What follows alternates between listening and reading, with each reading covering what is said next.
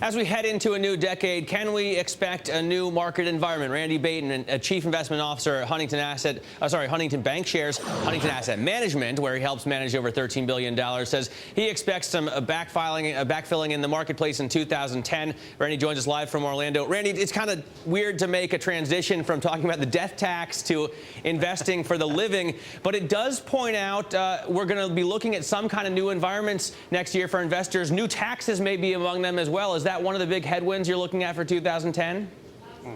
No question about it, Matt. But I want you to know right now, I've taken you out of my will, so do not try to push me over the edge, okay?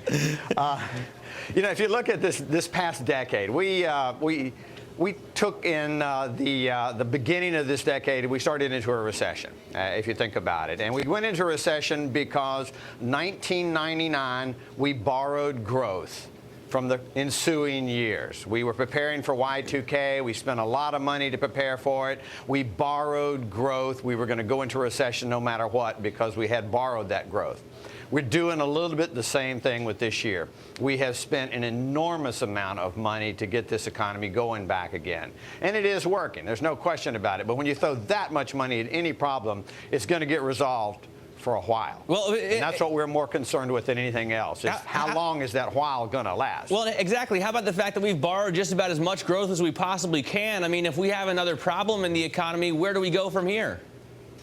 Yeah, it's a big conundrum. I mean, we've got a huge deficit. We've got lots of aggregate debt. We've got the Social Security program that is going to start becoming a detractor from GDP growth in the next year. We've got Medicare problems that are going to start to be recognized in the marketplace. And then, as you mentioned earlier, taxes. Taxes are the bane of all investment decisions. They're the bane of investment growth. It's just a big, big problem. And we know that there's going to be greater taxation coming down the pike. And that's going to be reflected negatively on the market. And then the other reflection is going to be we're going to have higher interest rates and higher levels of inflation because we've done to our currency. All right, so how long can we possibly ride this wave of borrowed growth, of stimulus up here, and corporate earnings beating from such a low level until we run into that wall of higher interest rates and it comes back to bite us? Yeah, the chickens are going to come home to roost at some stage of the game. Again, the big question is when.